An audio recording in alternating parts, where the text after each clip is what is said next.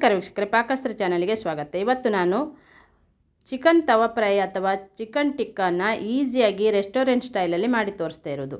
ಇದು ಬ್ಯಾಚುಲರಿಗಂತೂ ತುಂಬ ಒಳ್ಳೆಯ ಬೆಸ್ಟ್ ಆಗಿರುವಂಥ ಒಂದು ರೆಸಿಪಿ ಅಂತಲೇ ಹೇಳ್ಬೋದು. ಪಟ್ಟನೆ ಮಾಡ್ಕೊಳ್ಬೋದು, ಮನೆಯಲ್ಲಿರುವಂಥ ಐಟಮ್ ಹಾಕಿ ಮಾಡ್ಕೊಳ್ಬೋದು. ನೀವು ಒಮ್ಮೆ ಮಾಡಿದರೆ ಖಂಡಿತ ಈ ರೀತಿ ಮತ್ತೆ ಮತ್ತೆ ಮಾಡ್ಕೊಳ್ತೀರಿ, ಅಷ್ಟು ರುಚಿ ಕೊಡುತ್ತೆ. ಒಮ್ಮೆ ಈ ರೀತಿ ಟ್ರೈ ಮಾಡ್ಕೊಳ್ಳಿ.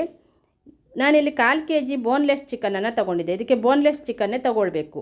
ಅದಕ್ಕೆ ಈಗ ಚೆನ್ನಾಗಿ ವಾಶ್ ಮಾಡಿದ ನಂತರ 1 ಸ್ಪೂನ್ ಜೀರಿಗೆ ಹೊಡಿ, 1 ಸ್ಪೂನ್ ಕೊತ್ತಂಬರಿ ಹೊಡಿ ಹಾಕ್ಕೊಂಡಿದ್ದೆ. ನಂತರ 1 ಸ್ಪೂನ್ ಆಗುವಷ್ಟು ಶುಂಠಿ ಮತ್ತು ಬೆಳ್ಳುಳ್ಳಿ ಪೇಸ್ಟನ್ನು ಹಾಕ್ಕೊಳ್ತೇನೆ. 2 ಸ್ಪೂನ್ ಆಗುವಷ್ಟು ಗರಂ ಮಸಾಲೆ ಹುಡಿ ಹಾಕಿದ್ದೆ. 2 ಸ್ಪೂನ್ ಆಗುವಷ್ಟು ಅಚ್ಚಕಾರದ ಪುಡಿಯನ್ನು ಹಾಕಿದ್ದೆ ನಾನಿಲ್ಲಿ. ಹಾಗೆ 1/4 ಚಮಚ ಅರಿಶಿಣದ ಪುಡಿ, ಅರ್ಧ ನಿಂಬೆ ಹುಳಿಯ ರಸವನ್ನು ಹಿಂಡ್ಕೊಳ್ತಾ ಇರೋದು ನೋಡಿ. ಆನಂತರ 2 ಸ್ಪೂನ್ ಆಗುವಷ್ಟು ಮೊಸರನ್ನು ಹಾಕಿದ್ದೆ. ಗಟ್ಟಿ ಮೊಸರನ್ನು ಹಾಕ್ಕೊಳ್ಬೇಕು. ರುಚಿಗೆ ತಕ್ಕಷ್ಟು ಉಪ್ಪು ಹಾಕ್ಕೊಂಡಿದ್ದೆ.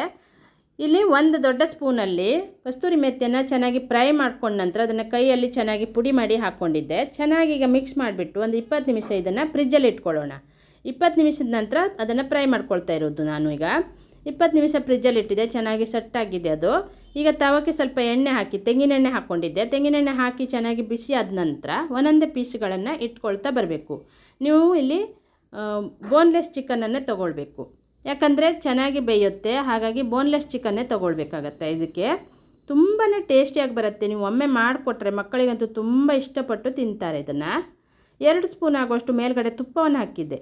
ನಾನು ಕೆಳಗಡೆ ತೆಂಗಿನೆಣ್ಣೆ ಹಾಕಿದ್ದೆ. ನಂತರ ಮೇಲ್ಗಡೆ 2 ಸ್ಪೂನ್ ಆಗುವಷ್ಟು ತುಪ್ಪವನ್ನು ಹಾಕಿದೆ. ತುಪ್ಪದಿಂದನೇ ಮಾಡಿದರೆ ತುಂಬ ಟೇಸ್ಟ್ ಕೊಡುತ್ತೆ ಇದು.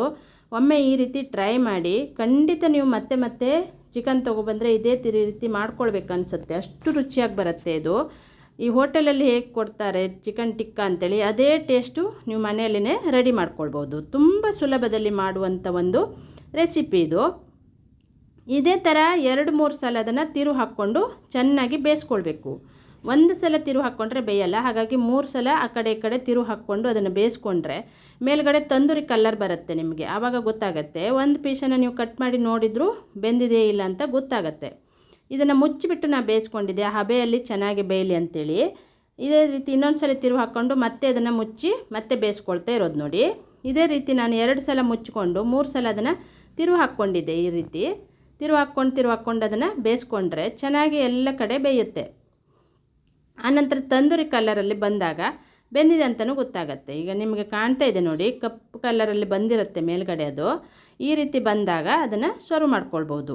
ನೋಡಿದ್ರಲ್ಲಿ ಎಷ್ಟು ಸಿಂಪಲ್ಲಾಗಿ ಈಸಿಯಾಗಿ ಚಿಕನ್ ತವಾ ಫ್ರೈನೂ ರೆಡಿಯಾಗಿದೆ. ನನ್ನ ಚಾನಲನ್ನು ಫಸ್ಟ್ ಟೈಮ್ ನೋಡ್ತಾ ಇದ್ದರೆ ಸಬ್ಸ್ಕ್ರೈಬ್ ಮಾಡಿಕೊಂಡು ಪಕ್ಕದಲ್ಲಿರುವಂಥ ಬೆಲ್ ಬಟನನ್ನು ಕ್ಲಿಕ್ ಮಾಡಿ, ವಿಡಿಯೋನ ಇನ್ನೊಬ್ಬರಿಗೆ ಶೇರ್ ಮಾಡಿ. Thank you.